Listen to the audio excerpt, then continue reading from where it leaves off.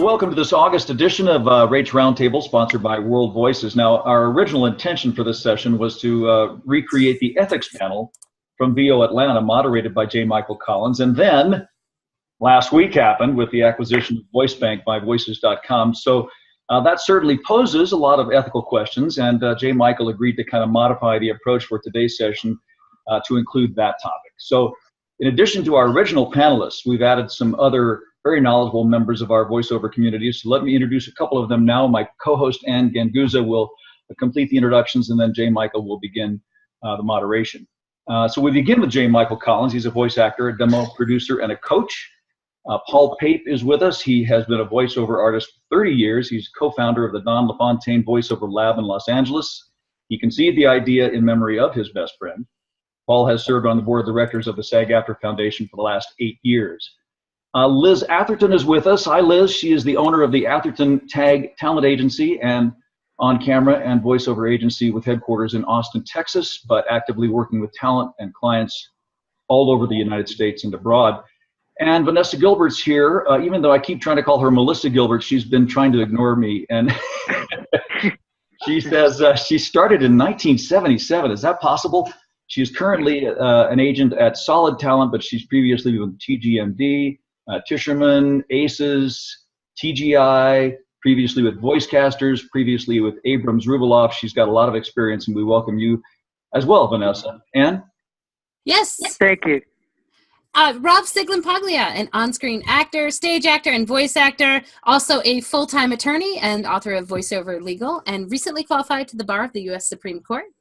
Paul Strikwerda, Dutch voice talent and coach who lives and works in Pennsylvania, best known for his Nether Voice blog with over 38,000 subscribers and his book, Making Money in Your PJs. And Bev Standing, voice talent, started training in 2008 and quickly became a name in the industry as one of the top P2P bookers. Bev's now in her 4th full year full-time and only dabbles in the P2P world right now. You know what, Ann? We forgot to put Marilyn Wissner in there. Oh, my goodness. Can you say something nice about her? I can certainly say everything nice about Marilyn. Marilyn, just a wonderful, knowledgeable coach, casting director for at least 30 years, if I'm correct.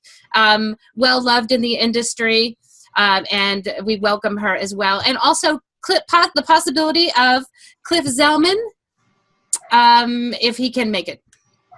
All right. The floor is yours, Michael. J. Michael. Thank you very much, Dave. And I'd like to add also, I'd like to introduce Ann Ganguzza, the founder of VO Peeps and one of the kindest and most generous people in the voiceover business, and a tremendous coach and demo producer, and Dave Courvoisier, who we will just refer to as Mr. President. Welcome, everybody. Thank you for being here. We've got really an eminent group of people to discuss, obviously, the issue that is on the minds of most people in the industry today. And I think that's probably all the preamble we need. You've heard enough from me on this subject over time, so I'm going to start asking questions of this esteemed group that we've got here. And I'd like to lead with Mary Lynn Wissner. Mary Lynn, you're one of the most prominent casting directors in the industry, and I'd like you to maybe give a little background. Could you explain the impact that VoiceBank in its original form had on the industry and on casting directors, and what you think its purchase by Voices means for the future of the role of the casting director in the industry?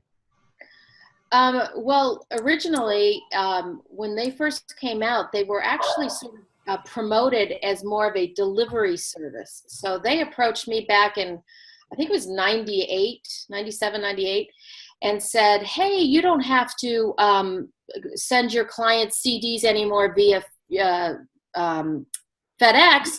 You can upload them. And this, again, you have to remember, this is when internet and a lot of this was very new to us.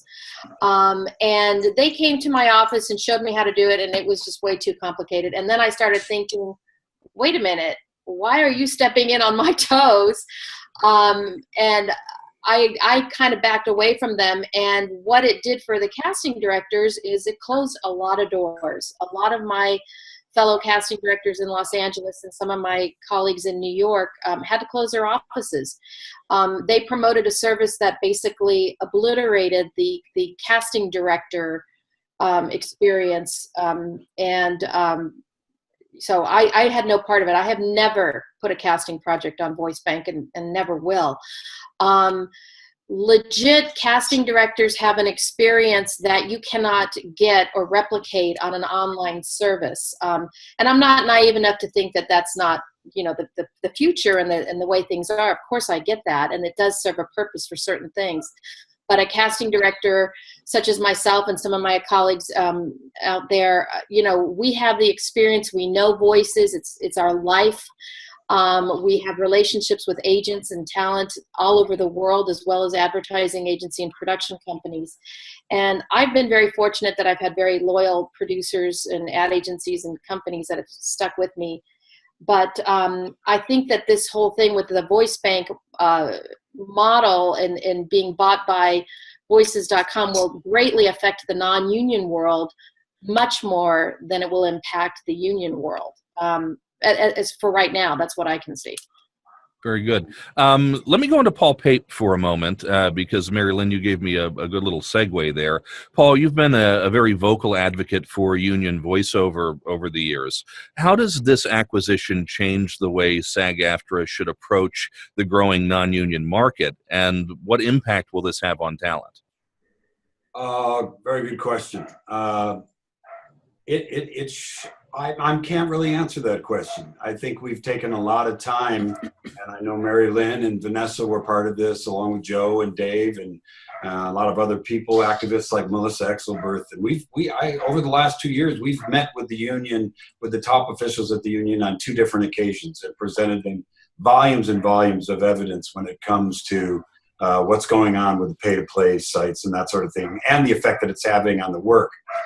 There seems to be an acknowledgement that there's definitely an issue, but I would say internally, and I'm only on the board of the foundation, not the union, but I do have access to a lot of these folks.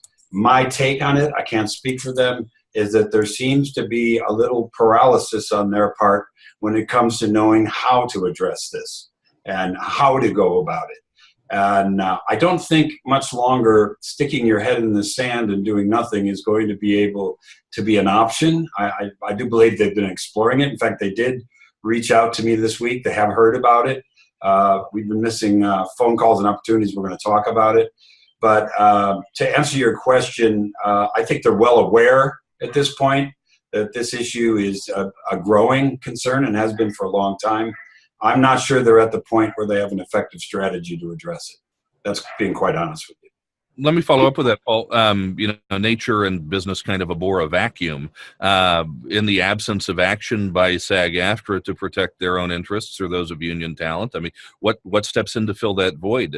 Many industries have more than one union. Is that something that this industry could look at?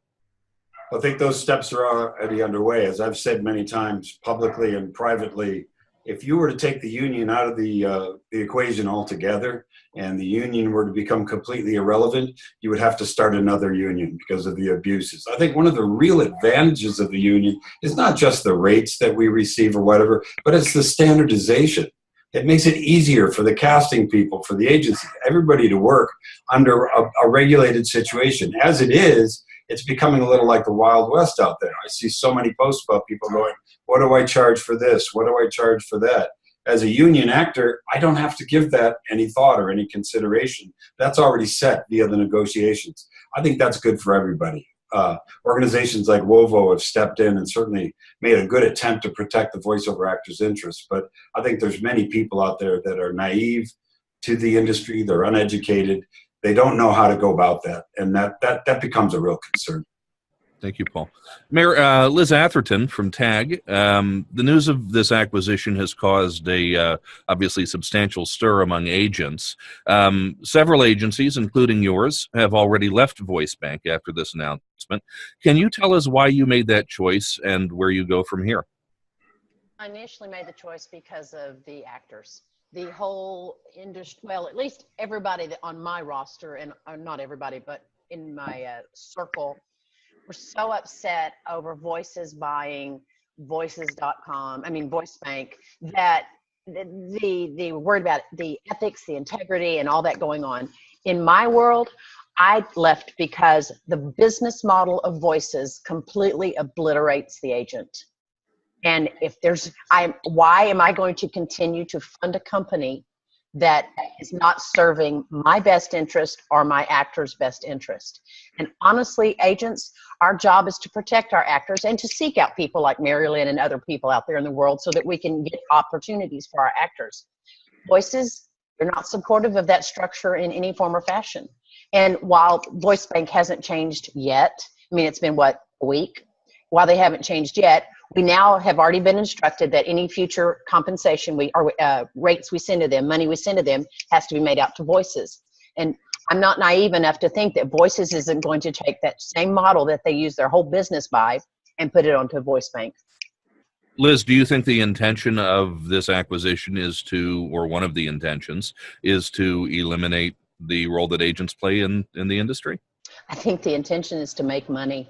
And if they don't need the agent to help them make money, then the intention, I mean, I can't speak to them in a pure sense, J. Michael, but if the intention is to make money and you've got an interim step called agent or an interim step called casting director, and they don't have to pay that, it's a win for them. What's lost is the advocate for the actor, you know, be that the casting director or be that the agent or be it both. That advocate that protects that talent. And then we can talk in terms, let's just talk about conflicts. I've done a commercial for Coke, and here I can go do on a pay to play a commercial for Dr. Pepper. Theoreticals, of course. If I'm the voice of Coke and the voice of Dr. Pepper, I've got conflicts. I know there's debate on whether conflicts are paid for or not, but who's in there making sure that I don't mess myself up or anybody else up? Who's there saying, if you're doing a commercial for Coke or you're doing a commercial for Dr. Pepper, what's the value of that? Is it $250? Heavens no, right? But a pay-to-play site, such as Voices, might assure you that it is. And that's just not, they just don't have the advocates in there anymore. And so my assumption is that business model will trickle down to anything that they own. Where do you and the other agents who have left go from here? Oh, that's a big question. You know, I'm trying to come up with an alternative that makes everybody happy from an actor standpoint. An actor needs a casting director. An actor needs a talent agent. I think so. They need them because we're the people that's drumming up business for them. They also need to be smart and drum up business on their own, the voiceover actor. But I mean, my next step is to try to come up with an alternative plan. Right now I'm feverishly out there trying to drum up all those. I mean, we were booking, just so you guys know, we were booking off of VoiceBank almost daily. It was a big decision to give away my source leads. And that's a lot. That was a big decision. I don't regret it on one iota because now I'm my actor's best advocate. I mean, it's a solidarity statement for me. My actors don't believe in that. I mean, we forget, y'all don't forget, but we agents sometimes forget that we actually work for the actor. We don't work for ourselves. Our job is for the actor. And if the actor is adamantly opposed to this stream, then so am I. Thank you. Anyway. Thank you, Liz. Sticking with agents, Vanessa Gilbert, what's the reaction to this development on the part of union agencies who work through VoiceBank, and how do they feel about being in business with Voices.com? Can you hear me? We can. Okay. I haven't talked to the majority, but everybody's got an opinion and most of it's negative.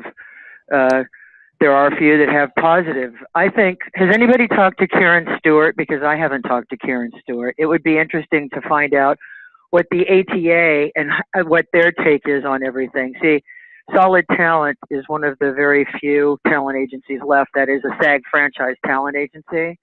I know TGMD is, and I think Sandy Shinar's place. I'm not sure, but it would be interesting to get their take on this whole thing. And I think that the solidarity, a few years ago when the trailer business was out of control, they were having each actor read 4 scripts for an audition. And after a few years of that abuse, the actors are just like, come on, agents, get us out of this. It's driving us mad. So a few top of us got together with the actors, and then we went to the union, and then, you know, a year later, there was no more trailer business, which I'm just saying this as a fact. A year later, the trailer people are like, watch this, assholes, and took all that trailer business away. It has been sort of dead in the water since. But we had to do something. We had to stand up for ourselves, for the actors. I think that whatever, I may be getting off your question, but I think that whatever takes place really does need to be in solidarity. I think. Let me follow that with what would you like to see happen? I would like to see a committee on our end with Karen Stewart in there for ATA and somebody from our end go in there and meet with these people. I think whether it's a plane trip, whatever it is, sitting down and really get into the nitty gritty of what are your plan, what are we talking here? And then we can really figure out what action to take. Very good. That's what I see. I think, I know that we all know what voices.com has been up to this point, and we know that VoiceBank, and we know they took away all Mary Lynn's work and all those great casting people. So what does that mean to get it back? You know, there's so many what ifs, and I think the first thing that needs to be completely answered in truth is, what are your intentions? Is this in fact what you have in mind? Because if they say, yeah, that's our long-term plan, then we know where we stand, and we know that we have to at least start getting in committees, you know, and really like going after what the union couldn't do, we may have to do. Does that make any sense? Makes a lot of sense. Thank you, Vanessa. Yeah. Let's go to Paul Strikwerda. Paul, you have been perhaps the most vocal critic of Voices.com over the years. Can you summarize the community's concerns about the company and tell us what you think the acquisition of VoiceBank is likely to mean for talent, and especially non-union talent? Well, let me start with the agent, because I think this is interesting. I talked to one of my LA agents this morning and said, what are you going to do? What's your response going to be? And she said, I really don't know what we're going to do here. I don't think the Los Angeles agencies, even the huge ones, have connections or the ability to sustain without the VoiceBank. It's just not possible.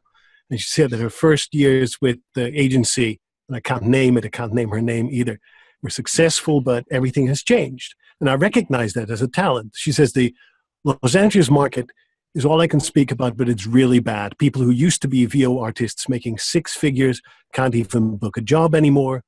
95% of her casting came from VoiceBank, but she says, we're probably going to shut down our department. And that is exactly what I think that's going to happen as a result of this acquisition. And it's a terrible deal for our advocates, people who go to bat for us, our agents who are there because they make money when we make money. And what we've noticed from Voices.com is a very different focus. We've said it here already. The focus is on the money. It's on their clients that they have to service, and offering services at prices as low as people are willing to bid. So ultimately, I see that we are losing the people who fight for us. We are losing our position of strength, and Voices.com is taking advantage of them by kind of getting into a monopoly position. I think that David Ciccarelli, the CEO, made no mistake. He said, we want to dominate this market. And they got $18 million from Morgan Stanley. They only spent so much on the acquisition of VoiceBank. So my guess is that they have plenty of cash left.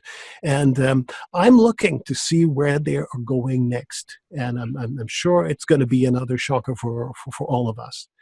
And we know that this company has been taking advantage of clients and of talents left and right. They've been doing it for years. And do I have to mention that, of course, you're so-called a member, and you pay $3.99 a year just for the privilege to audition. When, let's say, a client offers a job that we have all seen advertised like for $4,000, all of a sudden it appears on the job board of Voices.com for like $400. Where does the rest go? Well, I think we all can guess where that money goes. That goes to the coffers of Voices.com, and then they take 20% to manage your money as well. So there's double dipping, there's triple dipping, and these people don't have our best interests at heart at all. Paul, do you care to speculate on where they go next? Oh, ultimately, I think that they are going to cash out. And with they, I mean the founders, the CEO, David and Stephanie, and they might take the company public and make even more money than they probably are making right now. I think that's their end game. Very good. Thank you, Paul. And Ganguzza, I'll bring you into the conversation for a moment. What should, you're somebody who has your finger kind of on the pulse of the talent community, and you interact with talent on a daily basis as a coach, as a demo producer, as founder of VO Peeps. What should talent be doing right now as a result of this development? How do we prepare for the future? Well, I've always been a big proponent of being an advocate of your own business yourself. And, obviously your work opportunities and job opportunities can come from multiple sources. Online has always been there, and it's not going away. And so I've been encouraging, anybody, the talent and the members of my community to, start taking ownership of their own business and attempting to, get their own business and not have such a dependency on the pay-to-plays, for sure. And I'm not, I think I started off with pay-to-plays when I first got into the industry. They were helpful, but now it's become something where it's really now a choice. It's a decision. And I think a lot of the talent out there are very scared. They're very scared. They don't have the skills to run their businesses, or they're afraid to, or they're just not educated. And I'm not saying the majority are, but I'm saying that's just another part of the business that I think they're timid about. And that's something that we've had wonderful agents and, to help us do all that prior. And, now this is just, it's kind of territory that they're unfamiliar with. I know that a lot of them are very scared, very discouraged. And there are a lot of them, though, that want to stand up and see what they can do to try and, get rid of any business that is not having their best interests in mind. And it's something that I've always said that I would never work with a business that I felt was unethical. And I think that, now everybody's seeing this come to light, and they're like, what is next? And so I'm trying to help prepare, in maybe some business education and help in how we can also help our agents, because really it's a two-way street. I mean, agents and ours, we can work together to generate business. And I think that it could be a good thing in that way, that this will, maybe it will thin out, the tons of people that have been trying to enter into the voice community. And then I think you'll have a big divide. You'll have that core group of really talented individuals that will be able to stay in business. And you'll have, I guess the people that will try to survive and pay to play and make not a lot of money, and would be just maybe hobbying. Yeah, but can I speak up?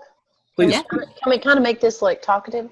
I mean, not that it's not, but here's my concern. I'm a producer. I'm a casting director. I'm out there trying to get somebody to drink raw. Don't. But anyway, I'm trying to get somebody to do that right. And if there's not something like pay to play, or there's not something like VoiceBank there anymore, I now open myself up to have thousands of people reach out to me.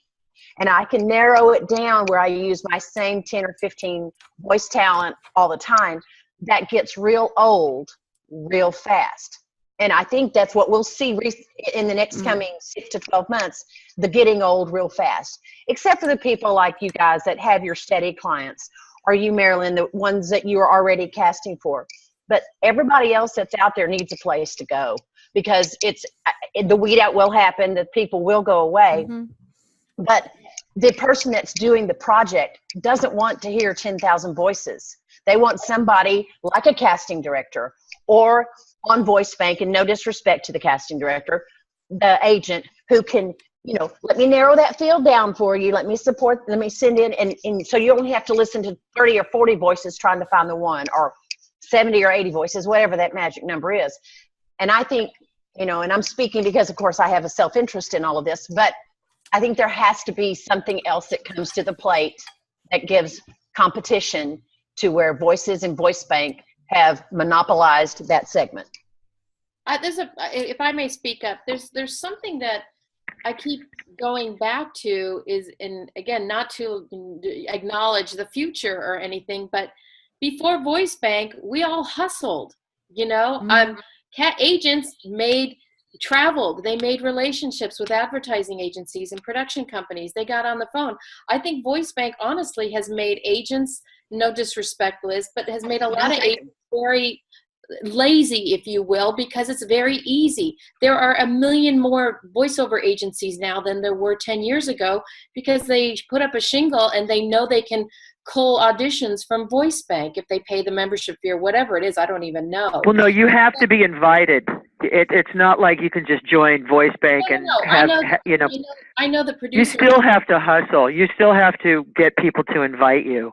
No, I understand that, but it's still not as aggressive as it was several years ago. I get a lot of my work because I maintain relationships. I'm on the phone, I'm sending emails, I'm marketing, whatever I can, and I've never used VoiceBank. And again, not that I don't sometimes wish I would put myself on there, but I don't want to.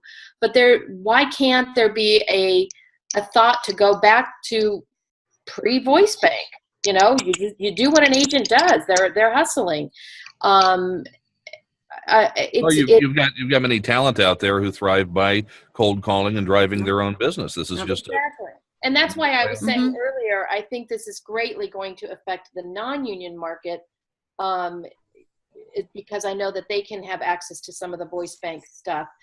The concern for me is the unscrupulous behavior of Voices.com and their horrible reputation and what they are doing to the industry. And there's quotes from all these different interviews with David where he has said, we want to be the omnipresent, you know, the force. You think of voiceover, you think of them.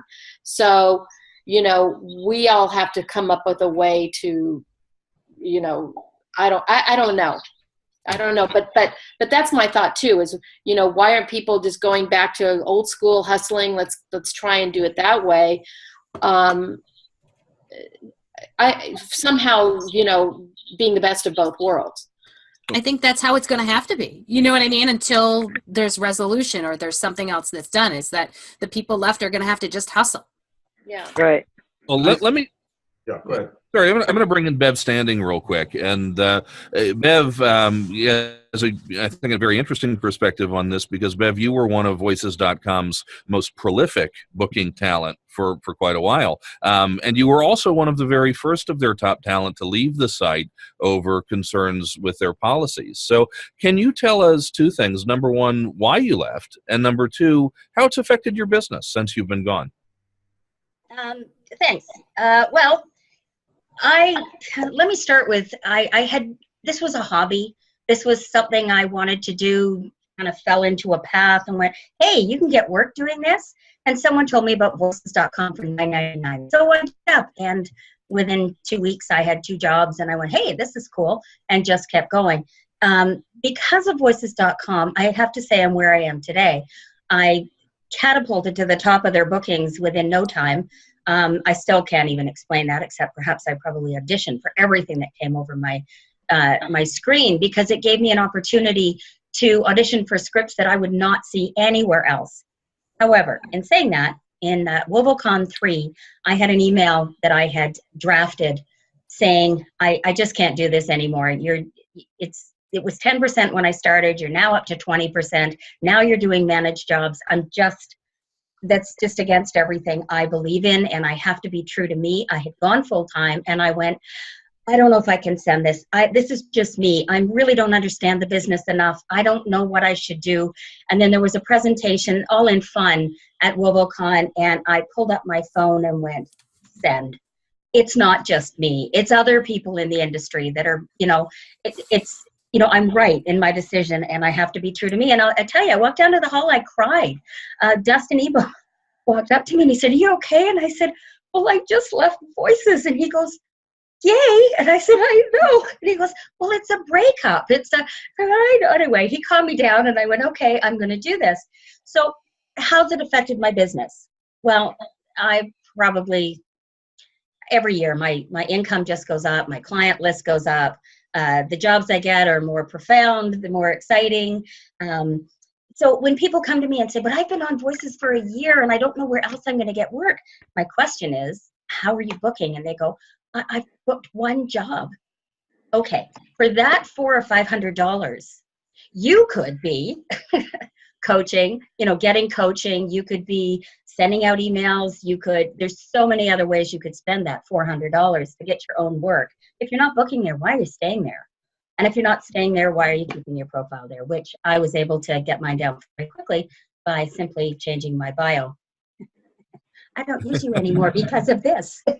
And it came down pretty quick. So that's Now we know. That's the secret. And I didn't badmouth. I simply said, you charge more than my agent does. You also ask for, your membership fee, and it's been proven more and more that you take more than 40% off managed jobs when really there's not a lot you do. So I kind of very politely put that in, and then I put my email address, my website in, which is against their policy, and poof, I was gone. So that's kind of my history, and I just think there's so many other places to find work. Half my agents have left VoiceBank. I'm non-union. I'm Canadian. I was kind of, do I need to join? I'm certainly not going to join the Canadian Union. It stops me from doing anything that's aired in Canada. I will be fined. So looking at SAG, I just haven't really had that opportunity. So I don't know how it's going to affect me as far as now should I try and be getting in the union or just keep doing what I'm doing, which is contacting production houses and big time in e-learning. And yes, I do IVR. That's okay. It pays the bills and it's quick. So I'm kind of all over the place. I want to come back to Paul, Pape, and Vanessa real quick on something that Bev just said, because she asked the question, I don't know, should I get in the union? I don't know what this looks like.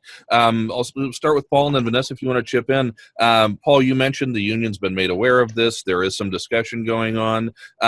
What can the union do if they're so inclined? And I know that's an issue we talked about already, but if they are so inclined, what can the union do to make union membership more accessible and more welcoming to talent who are currently non-union?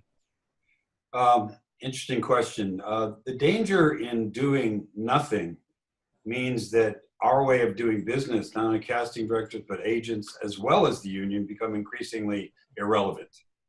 And without some new approach or some innovative, coordinated, unified approach, we do stand a chance of having Voices.com business model basically take over what we do. But I'm hearing all the various opinions from the various areas discussed here, and what I think is probably needed here is a union receptivity to a newer model of doing business. It's not just enough to say, hey, come on in, we'll take care of you, because frankly, there's a lot within the union who feel they already have enough people there. And let's face it, too, people that join the union and say they're only going to exclusively work union at this point, in many cases are losing work when they make that choice. So that is something they need to decide. They have rent, mortgage, families. If they're doing well on Voices.com, that's a big decision for them. So I think we have a bit of a double-edged sword here as to what the union can and cannot do. But without some approach, without some danger, we all run the risk of being irrelevant. Our business runs the risk of continuing to be dumbed down, paid less. They can play us off against each other, pay us whatever they want. Again, it comes back to that matter of regulations. So I believe that some kind of a coordinated effort of some kind is necessary here. Vanessa, what are your thoughts on that? Please repeat the question.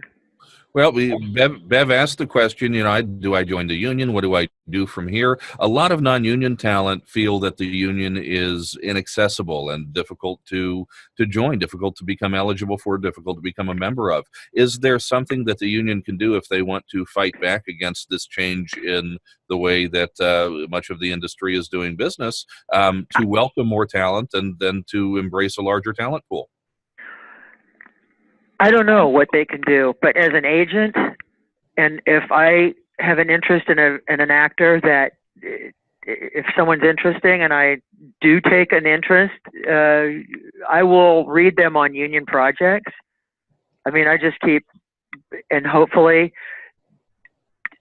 after a while they hit, and then they have to join the union. That's how I do it. I mean, I can't answer. I have such little faith in what's gone on to date with all the meetings that Paul has wrangled, and I just don't know the answer to that. I just have a lottery. I don't know. I don't know. Anybody else? Know. Does anyone else care to comment on that? Can I say one more thing, J. Michael? Sure. People like myself, Bob Bergen, and some other people have been very vocal with the union about this for a long time. We need to recognize that within the union, there are factions that have differing opinions about what to do with this. For instance, in New York, when Voices.com did approach them in the beginning, there were people that basically wouldn't have anything to do with them, wouldn't talk to them. I personally think that was a mistake, but there are still people that feel that way. Now they're in a position where they may have to, but what that amounts to and how they come about, this is going to take some kind of a coordinated effort here, or a common point of view. I really hate to see us risk becoming completely irrelevant as a profession, because they say if all the protections that unions provide, as well as the regulation and protection of our work, unions and gas provide, it makes it easier for them as well. I think we do really risk becoming divided, and eventually just not that important to the overall picture as far as what VoiceOver brings to a project. Thank you. Any other comments on that? Okay, I'll move on to Rob Sciglimpaglia. I think I said that right. I think I got it. Good job. Shoot. But Rob, you are a resident legal scholar within the VO community. So can you give us a lawyer's 360-degree perspective on everything that's going on? And also, specifically, can you comment on whether Voices.com can achieve a de facto monopoly in our industry if they want to? Is that something regulators would take any interest in? It's a very fine line, slippery slope, because you've got the free trade versus monopoly. You know what I mean? What the regulators do is they want to make sure that free trade is protected.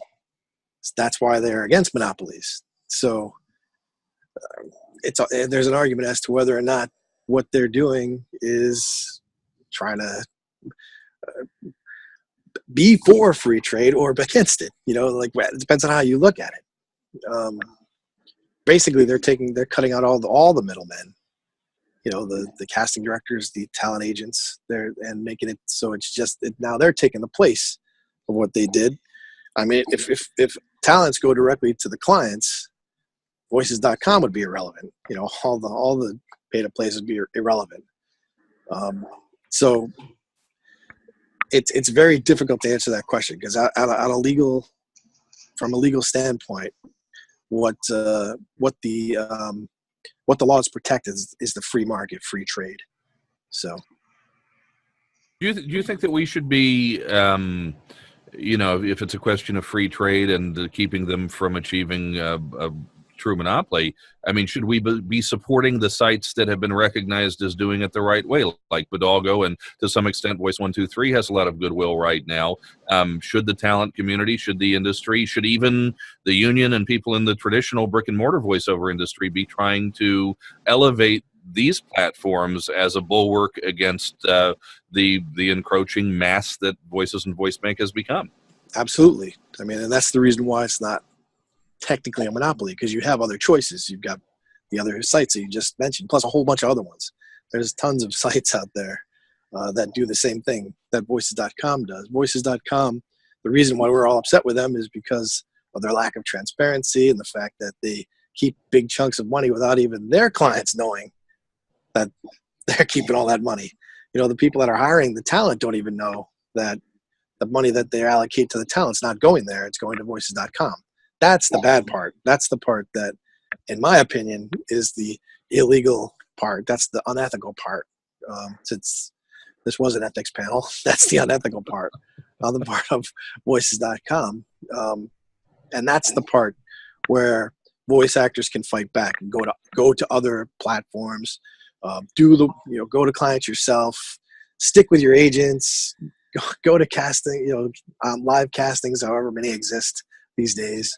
That's the way that the business was done, and there was nothing really wrong with that. That's just voices.com is trying to replace that model with the new online model.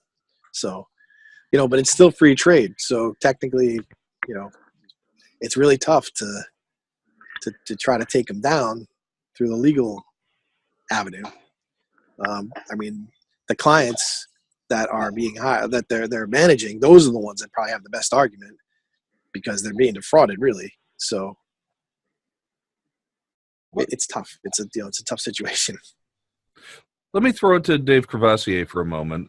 Dave, WoVO issued a statement about the situation today.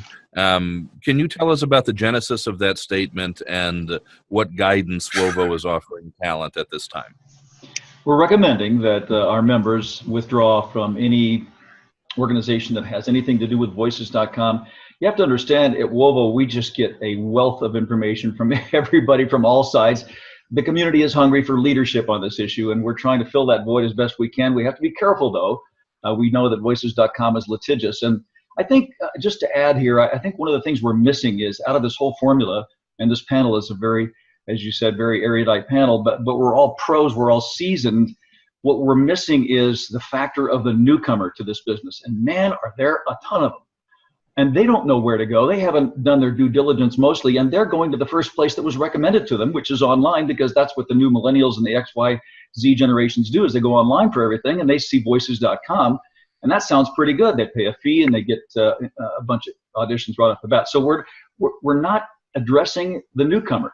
The newcomer also has no compelling reason to join the union, especially if they don't live in LA or New York. There's the 48 other states are just not being, the union barely touches them. And so there's no compelling reason to join the union, which, by the way, is the only organization with enough heft to take on voices.com. So WoVO, right. what are we doing? WoVO, this is our mandate, to educate, to make aware, because we can't tell you what to do. As an individual freelance voice actor, we're all independent. We don't want to be told what to do. We can educate you, and you can make informed decisions by listening to the resources such as this recording, that you can make better decisions about where to go with your dollars, your investment dollars, your coaching dollars. We have best practices documents, which, by the way, were penned by Rob Sciglimpaglia. And we stand for a higher standard that we think all voice actors should aspire to. I hope that answers your question. I think it does. I'd like to ask a couple of questions of the whole group, and just get kind of 30-second or so responses from everybody on these. And I know we had an hour with this, so I'm trying to pay attention to that as much as possible. Starting with Anne, let me ask you this. Do talent have an obligation to consider the impact of their actions, including their pricing and the companies that they do or do not do business with, on the industry at large? Is that a responsibility we have? From an ethical standpoint, yes, I believe they do. I mean, we all have our own businesses, but I think for the common good of the industry, there needs to be some checks and balances in place, and you can only hope that, more people implement them. And it's just, it's I guess just a fact that, there will be people that will not, and in any industry. And so, but I do believe that, yeah, we should all keep each other up in this industry and, protect the industry as best we can. I mean, we, as it turns, like fair rates. I mean, gosh, we've been doing these roundtables for a good few years now. And it's really all about integrity and wanting to do business with, a quality voice actor and or casting agent or talent agent. It really is about that, and it's about the integrity of it. Dave, same question to you. And the question again is? Do talent have an obligation to consider their behavior, pricing, the companies they do business with, and how it impacts the entire industry. Absolutely. Are you going to get full compliance? No, you're just not. You know, you can go to any one of the forums for voice actors on Facebook, and you'll see people vociferously arguing against it. It's a free market economy, laissez-faire. I can do what I want. I got to pay the mortgage. There's all kinds of reasons. But the fact of the matter is what you charge and what you accept as your rates does affect your fellow voice actors. It just does. You know, you can argue around it any way you want to, and you can make decisions however you want to, and that's your right. But it does affect, I mean, it's obvious. I don't know how anybody can not see that. And I know Paul has spoken to this many times. I shuffle it over to you, Paul. What do you think? Well, I think that people should remember that we teach our clients how to treat us. So if we accept to do more for less, that's the signal that we're giving to the clients. And we lead by example. Every single one of us leads by example. If we're going to say that a job that used to be done for $2,500 can now be done for $250, hey, clients take note of that. Say, okay, forget it. You never have to come to me again and bid $2,500. We just set the trend, and that's what's happening. And it's really the point of view of, am I thinking about we as a community, or am I thinking about me as a community? And there's a big difference, and people have to make a choice. This is a watershed moment. Are you thinking of me, or are you thinking of we? The problem is that, of course, we officially are independent contractors, so people think that they're independent. I think that we are interdependent. We depend on one another. We are part of the market, and people should also remember that without voices, there is not a voices.com, and that's our leverage. Bev, you made a decision to move away from voices.com. What do you think? Do talent have a responsibility to consider the impact of their actions? Absolutely. I lead by example. I learned a lot of things to get me where I am today from respected voice talent, and I am paying it forward and sharing that and leading by example. I was going through, just very quickly, I was going through all the invoices before I had my page taken down.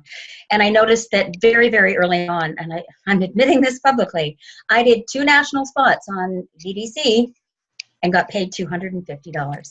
I thought that was awesome. My first year, I got a job, I got $250. I had no idea that a national spot would warrant more money. I was still new. So Voices has 200,000 talent on their site.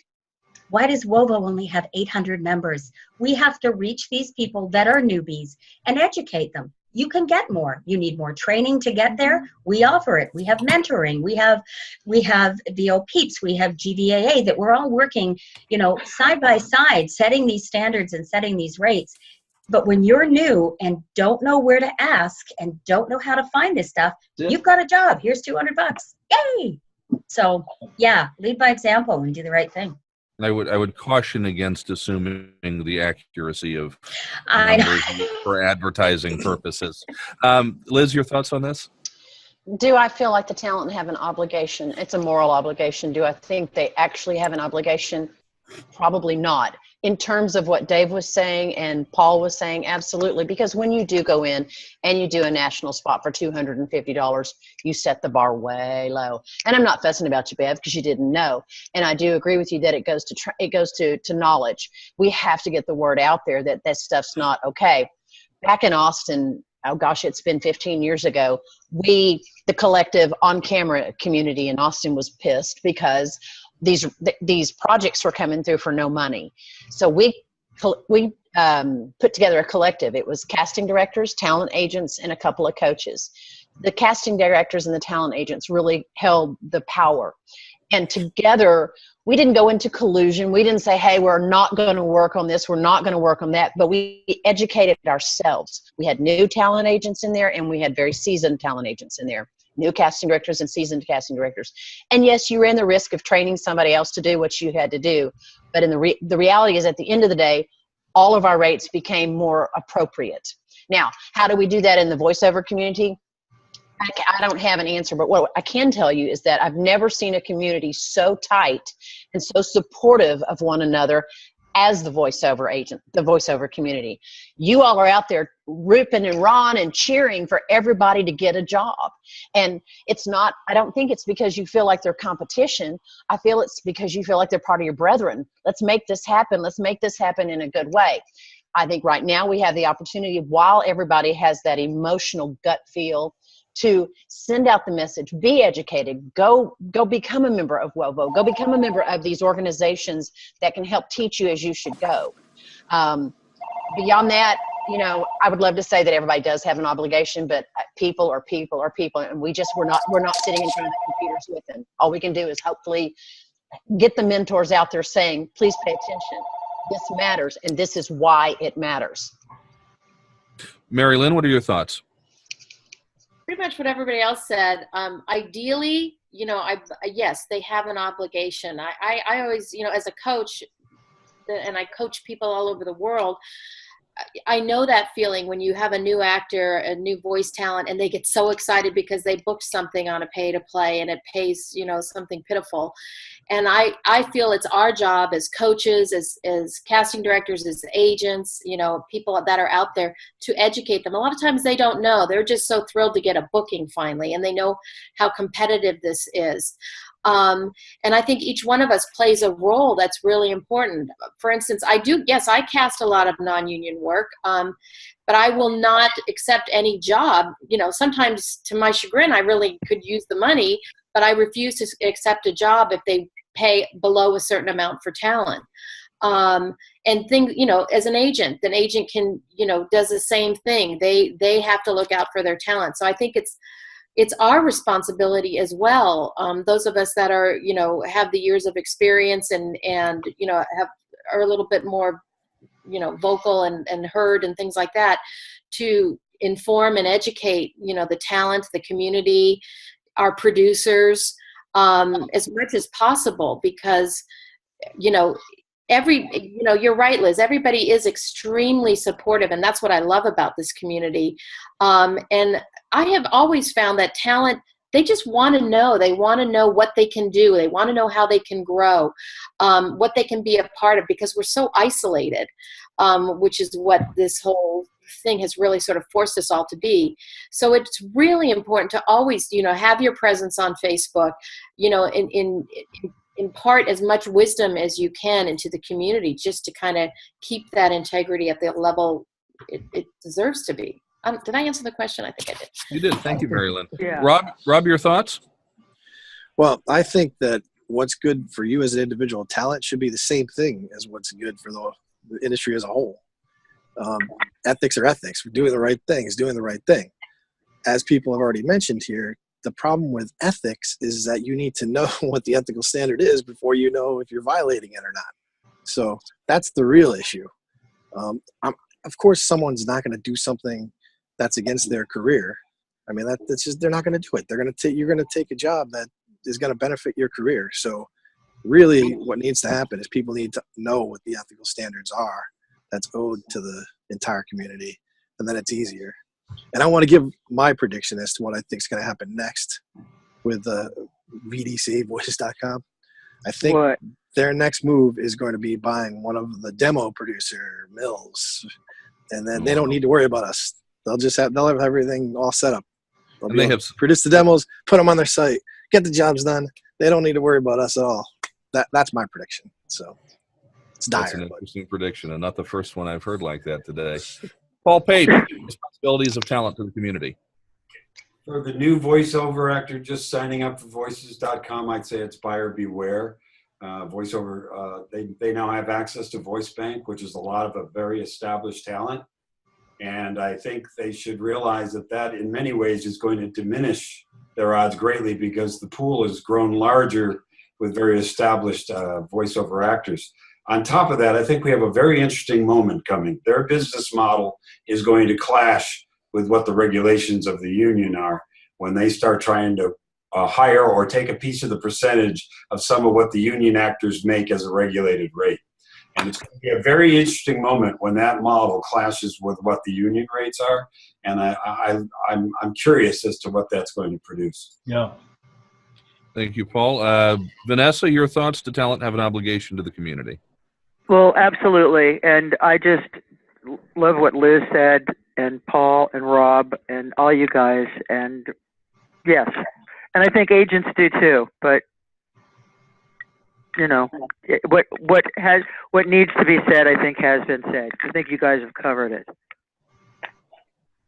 Very good. I want to, Vanessa, I'll stick with you for a second. I want to finish with one last question for the group. And I'm going to end with, we'll go back in the order we just came, starting with Vanessa and moving backwards, end with Dave Courvoisier, because Dave can speak to this from a perspective of WoVO actually having created a document. But I want to get your thoughts on this individually first. I think we all agree that the concept of online casting in general is probably not going away. It's here, you know, the toothpaste doesn't necessarily go back in the tube. So at this point, the question becomes, you know, we've got sites that we think do it the wrong way. We've got sites that we think do it maybe in a more ethical way. Vanessa, in your opinion, what are the best practices we need to be looking for from a site that is using an online casting business model? And how is that integrated into the greater good of what we're trying to do as an industry? Seriously, I thought VoiceBank was swell. Okay, that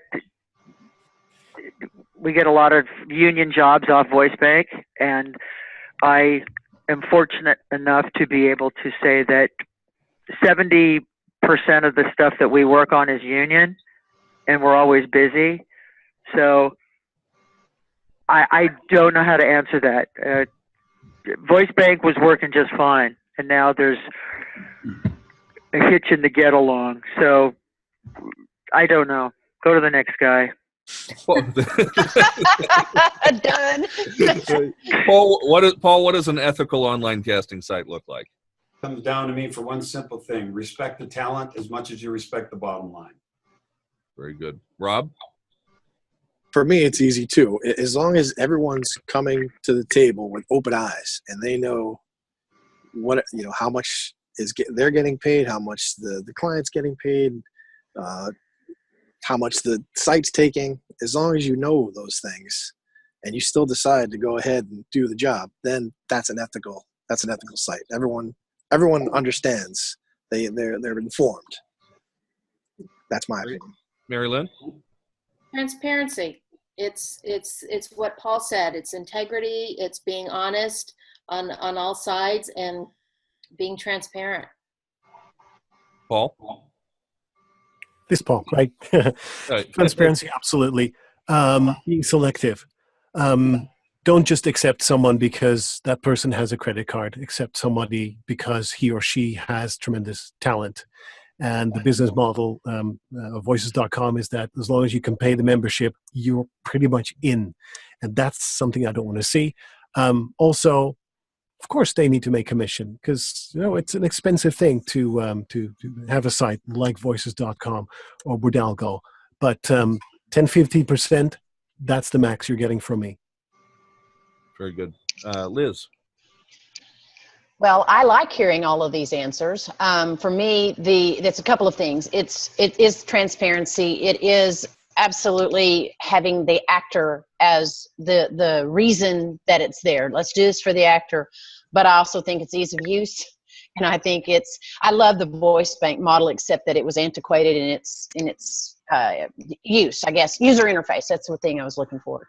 I think there needs to be another offering out there. I think we have Voices and VoiceBank have now merged. That leaves us, and I know that, Rob, you were saying there are other ones out there. I really only know of two other ones, VoiceBank, Voices 123 and Bordalgo. There may be others out there. I think there needs to be another offering that helps everybody bridge.